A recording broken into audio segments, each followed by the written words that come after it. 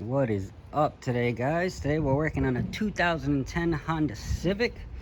I've recently been doing some repairs on it. Got into an accident in the rear end, so I ended up replacing the trailing arm as well as the tow arm underneath here. What a job. I wasn't able to get that on video, but I changed that arm right there as well as the whole trailing arm itself. So that has been repaired because when it got hit, the wheel was tucked in, touching the strut. But that's for another time. But today, we're having issues with the motor. Let's see, you can't really see that. Let me get it from underneath. The motor is moving and vibrating excessively. So we're gonna be replacing this mount here. I'm assuming it's a torque mount for the bottom of the motor. As you can see, it's probably a polymer plastic. It's a hard plastic. So with that said, it's easy to break these, and you'll see exactly what I'm talking about. So here we have it. Look at that mount. That looks beautiful. Oh wait, check the motor out. So that whole motor, the whole motor is moving. So with that said, we're gonna replace this mount because as you can see, it is no longer existent. There it goes. So I'm gonna go ahead and show you how to replace this. It's just a 17, 3 bolts, 17 here, and the 17 right here on the opposite side here. So we'll go ahead and we'll go ahead and take these 17 millimeters out. You'll need a 1/2 inch ratchet or breaker bar to break them loose, and then you can use a 3/8. But today I'm going to be using my Milwaukee, so that'll do the trick for me. So 17.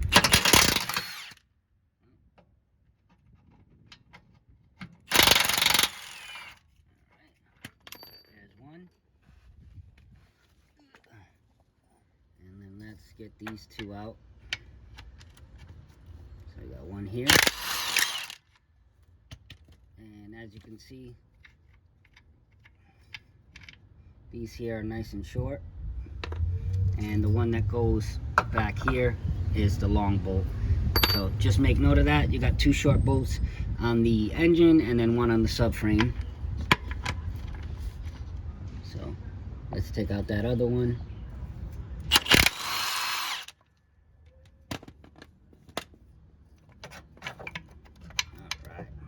Wow, look at that.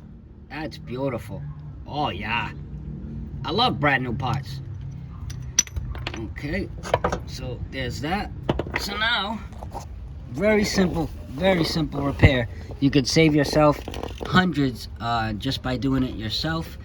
Obviously, if you're capable of doing this job by yourself. So essentially, you're just gonna go ahead and stick this in there, and you're gonna wanna line it up down below this hole with that hole, and then we're gonna go ahead and stick the bolt in there. So I'll do that now. And literally I'm doing this with one hand. That's how you know this is not a hard job at all. So let's take a look. Let's line everything up. There we go. All right, so now that we have it lined up, I'm gonna take our long 17 millimeter bolt, and now we can stick it right through. Thread it in a little bit. All right, we're good there. And now we'll take our small bolts and tighten those up.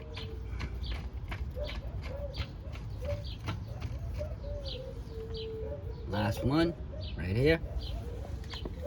I'm gonna go ahead and put it on this side. Line it up.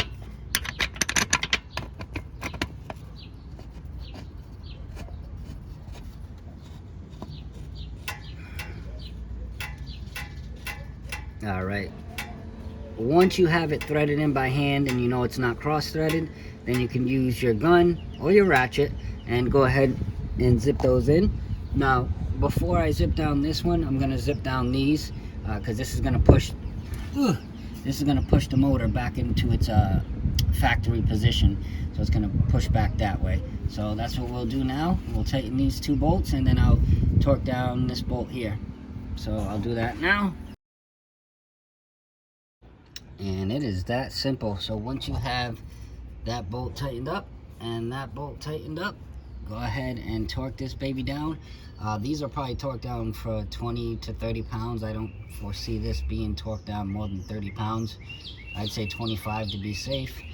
And this one, probably the same thing, 25, 30 pounds. So just go ahead and torque that up and you are good to go. You should see a lot more stabilization between your motor.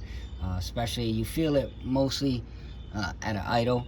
You'll feel it like shake, like it has a misfire, but in fact it is the mount. So now that I have that replaced, it's a lot sturdier and it's a lot smoother. So if you guys found this video helpful, as always, like, comment, and subscribe. And thanks for tuning in with Bill J. Have a good day.